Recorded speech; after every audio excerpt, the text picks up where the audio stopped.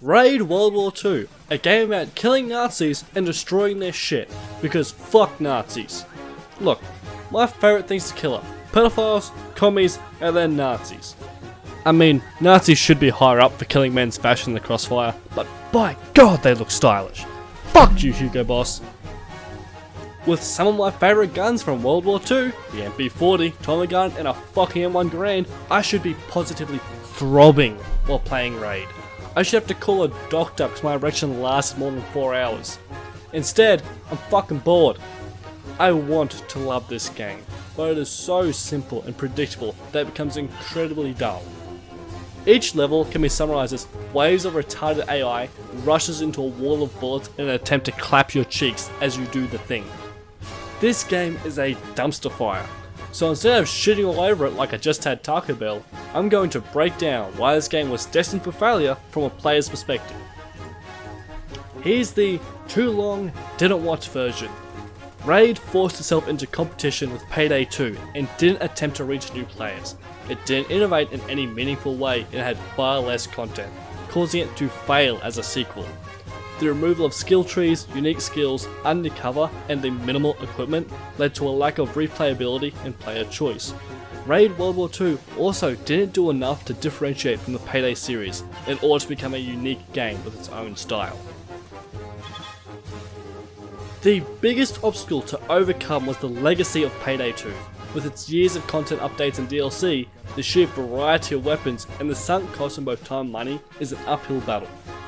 Raid's early marketing only being within Payday 2 itself as a mini-event and open beta doomed itself to an unwinnable war, as new players who may have been interested in Raid weren't ever reached. Other franchises add extra features to improve the game or change the style of gameplay in an attempt to make it unique. As an example, each iteration of the Black Ops series had the same core but would change how the battlefield could be altered by the player. Black Ops 3, it shifted into exosuits with double jumps and wall running, in an attempt to create extra player mobility and a drastically different approach to its campaign.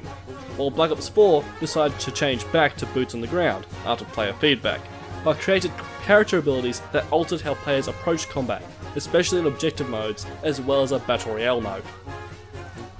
Although Raid World War 2 takes place in a different setting with a far more satirical tone, and added some features, mounted machine guns, AA guns, and operations within a semi-open world, it is essentially a Payday 2 Lite, an oversimplification version of the previous game with far less content.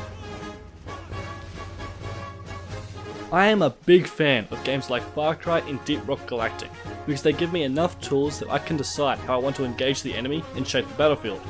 Whether that's from preparing traps and sentries, or by having specialised weapons such as a suppressed sniper, it goes a long way to create player agency. For a game about sabotaging Nazi plans, it has surprisingly few tools to do so.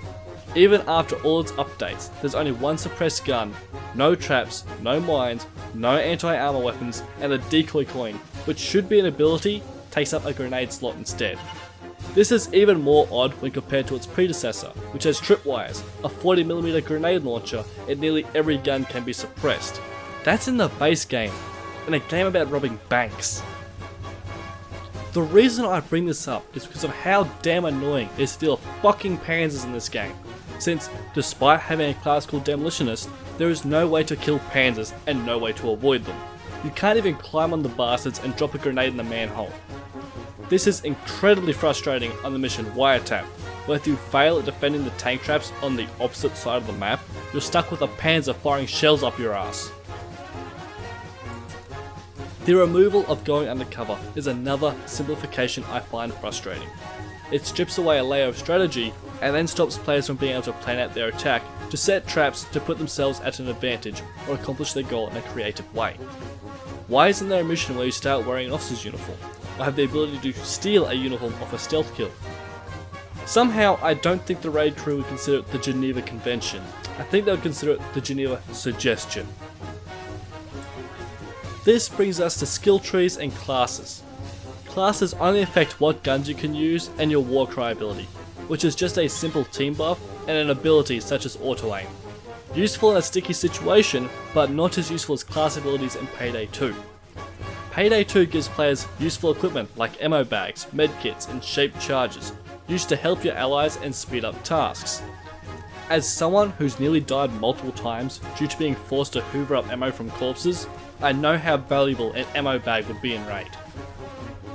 The removal of skill trees becomes a more devastating mistake because of this. Although each class technically brings something different, it never feels that way, because in every practical sense, your equipment, other than your rifle, is the same. At no point will you ask a friend to put something down or break open a lock because of their class feature. The skill tree in Raid is just very small buffs. Basically 2% faster reload speed or a wider gap in the lockpicking minigame. It's such a small bonus that it feels pointless, and you aren't given an opportunity to specialise in a certain playstyle or a role that would help your team. Payday 2 has the opposite problem, with having a skill tree and a perk deck system that can be confusing for new players, but it does allow for a variety of game styles, even ridiculous styles like the Sociopath perk deck, that allows you to turn into a melee wielding tank. There's 11 base game perk decks that are combined with 5 classes and their subclasses. I'm going to use the Technician as an example. It has 3 subclasses. Engineer, which uses sentries to help keep hallways pinned down. Breacher has shaped charges to break into certain areas instantly, and has perks that make the drill faster to bust open safes and be prepared. And finally, Oppressor, which specialises in combat with fully automatic weapons.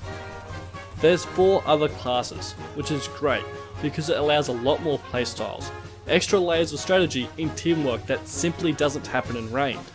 Removing these skill trees removed any kind of preparation for a mission and players' ability to change moment-to-moment battles to their advantage. It also brings with it a lack of longevity, as things can't be experimented with and specialised for certain missions. These are just small mechanics being removed, but by doing so the player is robbed of their ability to play the game how they want to and in unique ways, which kills longevity and makes higher levels less fun, lessening that feeling of improvement. On higher levels, the only difference is how much damage you take, and with there being no skills to improve your character in meaningful ways, this increase in difficulty is just annoying. You're a crew facing overwhelming odds, but you don't have any of the tools to balance the scales and succeed. The only reason your team succeeds is because they are a literal bullet sponge. Raid is in a completely different setting, but never developed its own identity.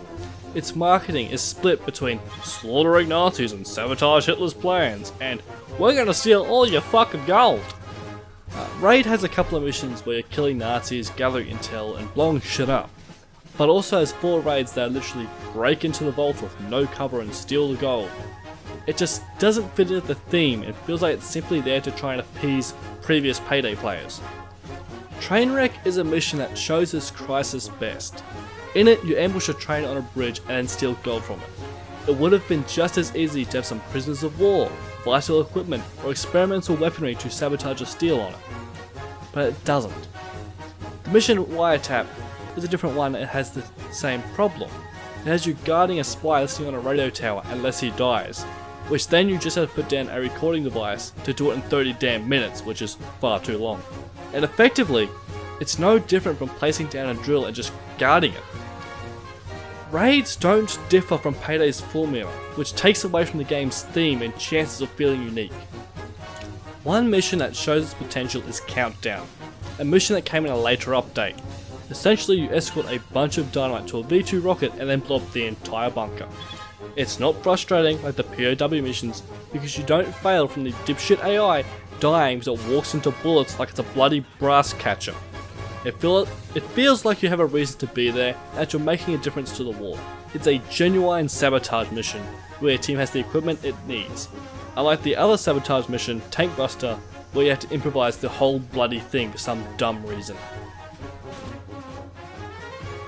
As I wrote this script and started digging into this game at launch, and some of its controversies, I started to get the impression that within Raid's development cycle, something went wrong that forced it to come out early because there are way too many features that are missing to make it a complete game.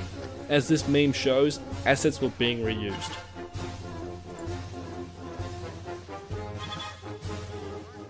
Thank you for watching. This has been a new experiment on the channel of a brand new type of video, player's perspective. I'm hoping to make it a series. And it was brought to you by the unironic drinking of boomer juice. I have been super slack and this has been keeping me going, so have a good one. This is Fair Dinkum Dave out.